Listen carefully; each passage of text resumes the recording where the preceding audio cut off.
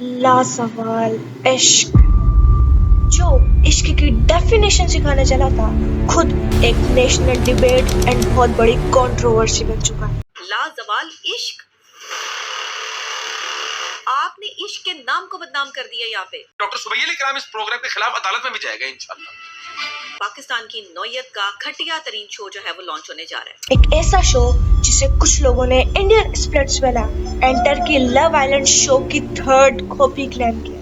लाजवाल असल में ये कॉपी है नेटफ्लिक्स के एक शो लव आइलैंड की। ये लाजवाल के नाम से एक नई सीरीज आ रही है जिसको के लव आइलैंड की एक थर्ड क्लास कॉपी। लाजवाल इश्क जो कि इंस्पायर्ड है, वहाँ पे टर्की में एक शो आता था आस्क अदासी। पाकिस्तान के अंदर एक डेटिंग शो लॉन्च किया जा रहा है लाजवाल इश्क के नाम से, जो कि एक कॉपी है लव आइलैंड की। और काफी लोगों ने तो उसे पाकिस्तान का घटिया तरीन बेहुदा शो क्लेम किया। पाकिस्तान की नौयत का घटिया तरीन शो जो है वो लॉन्च होने जा रहा है। रियलिटी शो नहीं बल्कि एक डेटिंग शो, बेहयाई का एक नया अड्डा खोला जा रहा है जिसे हम यहाँ इस्तेमाल करूँ।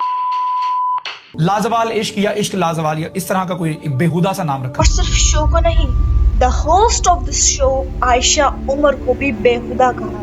तो हमजा पसंद आ रहा है किसको? हमजा ना हो गया पेडेस्टल फैन हो गया। यानी आप इलेक्ट्रॉनिक्स की दुकान पे कदे को मार्च काट देता, कदे को पुठी चीज काट देती। और ये तो कुछ भी नहीं, आप इस इंटरव्यू को गौर से सुनो। क्या जरूरत पड़ जाती है कि हम भूल जाते हैं कि हम जिस सोसाइटी और माशरे का हिस्सा हैं, और जहाँ मुझे लगता है कि सच को सामने आना जरूरी है, तो कुछ हासिल होता है सच को सामने लाके। नहीं, जैसा but you need to answer to yourself, right? Don't you? I don't think. मैंने आपसे वो सच पूछा था। इसे कहते हैं इनडायरेक्ट बेइज्जती भी नहीं, जलालत, जलील करना। और शॉकिंग थिंग तो ये है, ये शो पाकिस्तान में नहीं टर्की में शूट किया गया, क्योंकि इन्हें पता था कि ये show Pakistan religion and culture के लिए एक इनकंसिस्टेंट शो। दूसरी शॉकिंग थिंग, फिर भी ये शो टर्की में शूट किया गया, क्योंकि इंडियन तो ये थर्ड कॉपी देख नहीं सकते, उनके पास खुद अपने एक से एक बढ़कर शो है। मैंने अच्छा नहीं कहा, और पाकिस्तान तो इस शो के खिलाफ है, फिर क्या सोचकर इन्होंने शो बनाया। और ये तो कुछ भी नहीं, इस शो को बैन करने के लिए इस्लामाबाद हाई कोर्ट में काफी लोगों ने पिटीशन भी सबमिट करवा दी, जबकि इस शो को टेलीविजन पर आने से भी रिस्ट्रिक्ट कर दिया गया। परमा ने 17 सितंबर 2025 को ये क्लेरिफाई कर दिया है कि ये शो टेलीविजन पर टेलीकास्ट नहीं होगा। Then why?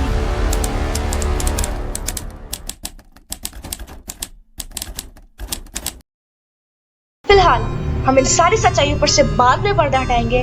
पहले हम आयशा उमर की मेंटालिटी चेक करते हैं इस शो पर। That what is the reason behind this show.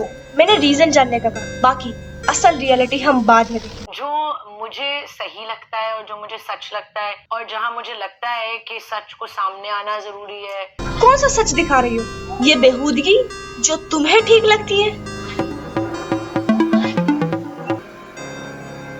जिस रिलीजन पर तुम इतना प्राउड करती हो, उसके अगेंस्ट जाना तुम्हें ठीक लगता है? You know, नमाज is a combination of meditation. ये तो बहुत बड़ी मुनाफिकत है। ये तुम रियलिटी नहीं दिखा रहे, तुम जेनजी के माइंड को ब्रेन वॉश करके उनके माइंड में झूठी रियलिटी बना रही हो। वो जेनजी जो हमारे फ्यूचर की एक ताकतवर उम्मीद है, वो अब फ्यूचर में अपने लाइफ पार्टनर को कपड़ों की तरह बदलेंगे। कि इससे दिल भर गया, दूसरा देख लेना, जैसा कि इस शो में इन्फ्लुएंस किया गया है। और इसका सबसे खतरनाक वायरस जो हमारे जेनजी में फैलेगा वो होगा नो डिजायर फॉर मैरिज। लोग शादी जैसे रिस्पॉन्सिबल रिलेशन को छोड़कर हराम रिलेशन में जाएंगे, जो अभी भी हो रहा है, लेकिन चुप कर हो रहा है। अब ये खुले आम होगा।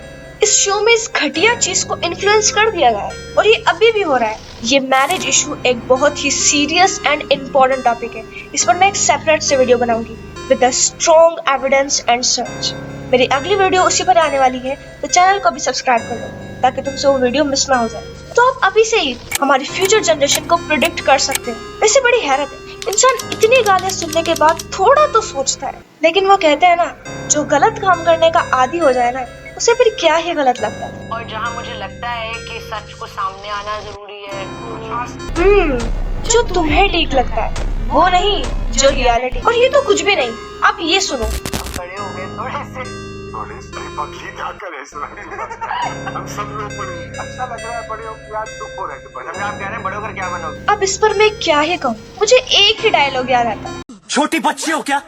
समझ नहीं आता। जब तुम्हें खुद ऐसा लगता है कि तुम अभी मैच्योर नहीं हुई हो, मैं एज की बात नहीं कर रही, मैच्योरिटी की बात कर रही हूँ। जब तुम्हें खुद ऐसा लगता है कि तुम अभी तक मैच्योर नहीं हुई हो, तो तुम कैसे इतनी बड़ी ऑडियंस को सही और गलत के बीच का फर्क बता सकते? कैसे तुम रियल लव की डेफिनेशन सिखा सकते? और ये लव है अपोजिट जेंडर के साथ मुजरा करना, शादी से पहले एक दूसरे के साथ चिपकना, ये लव नहीं, घटियापन है। वो मुस्लिम जो अपनी कंट्रोल्ड नफ्स से जाने जाते थे, तुम उन्हें घटिया कामों में लगाना चाहते हो।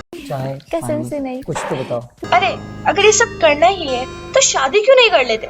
अब कुछ सेम क्लास के लोग कहेंगे, अरे अंडरस्टैंडिंग बिल्ड कर रहे हैं शादी से पहले।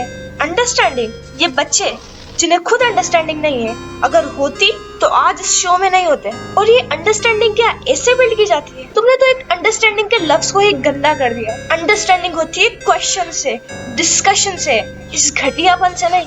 और खतरे की बात तो ये है, ये शो हमारे जेनजी की मेंटालिटी पर इम्पैक्ट करेगा with the tag of modernity, modern world. के मॉडर्न वर्ल्ड है भाई, ये सब गंदगी तो आम है। तो अगर तुम्हें नहीं पता तो मैं बता देती हूँ the real definition of modern world, and that is be sensible about what is right and wrong। दोबारा घटिया दौर में पीछे चले जाने को मॉडर्निटी नहीं कहते, वरना लोग तो 1,70,000 पहले भी कपड़े नहीं पहनते थे, क्योंकि उन्हें सही और गलत के बीच का फर्क नहीं पता था। जैसे उन्हें समझ आई, उन्होंने अपने जिस्म ढकना शुरू कर दिया। और देख लो, यहाँ पर मैं बात अकॉर्डिंग टू साइंस कर रही हूँ। तो क्या तुम में इतना सेंस नहीं है? तुम कपड़े उतारने को मॉडर्निटी कहते हो? तुम अपने जिस्म की नुमाइश करके लोगों को गलत कामों में लगाने को मॉडर्निटी कहते हो? फिर इस हिसाब से तुम अभी भी जाएगी उन 1,70,000 पहले इंसानों की तरफ। लेकिन तुम्हें उनसे भी कंपेयर करना गलत होगा, क्योंकि उन्हें तो फिर समझ आते ही उन्होंने अपने जिस्म ढकना शुरू कर दिए थे। तुम तो उतारते ही जा रहे हो। वैसे मुझे एक बात समझ में नहीं आती, ये लड़कियां अपने आधे आधे गले टांगे दिखाकर चल रही है, तो लड़के अपनी शर्ट उतार कर क्यों नहीं घूमते? वैसे सोचने वाली बात है। वाई? इसका जवाब तुम्हें मिल ही गया होगा। अब आपको एक बात तंग कर रही होगी कि यही शो क्यों? क्या हम वेस्टर्न कल्चर की शो नहीं देखते? क्या उससे हमारे जेनजी पर इम्पैक्ट नहीं पड़ेगा? पड़ेगा, बट जैसा कि मैंने इसका जवाब पहले ही दे दिया था कि लोग पहले गलत काम करते वक्त डरते थे, अब डर भी नहीं होगा। लोग इस बेहूदगी को सही समझकर खुले आम कर रहे होंगे जब वो देखेंगे कि मुस्लिम खुद ये काम कर रहे हैं। अगर आप इस वीडियो तक आ ही गए हो तो सल्यूट है मेरा आपको, क्योंकि आप में रियलिटी सुनने की हिम्मत है जो 70% लोगों में नहीं होती। तो आपके लिए मैं ये वीडियो एक मैसेज से एंड करना चाहूंगी। हया हमारी खूबसूरती है, हमारी ताकत है। इस्लाम आपका फ्रीडम नहीं छीनता, ये आपके लिए बाउंड्रीज बनाता है to maintain your freedom, your peace, your happiness. वरना हद पार करने वाले लोगों का क्या होता है आपको पता ही होगा। सो अगर वीडियो अच्छी लगी हो तो इसे लाइक करना, वरना कमेंट में अपना ओपिनियन देना नहीं भूलना। जरा मैं भी तो देखूं कौन सी ऐसी बात है जो आपको हजम नहीं हुई। और नेक्स्ट पावरफुल वीडियो के लिए चैनल को भी सब्सक्राइब कर दो। मैं मिलती हूँ तुमसे नेक्स्ट वीक में, और तब तक के लिए इस प्रॉब्लम पर वीडियो देखो। सो पहले खुद को बदलो।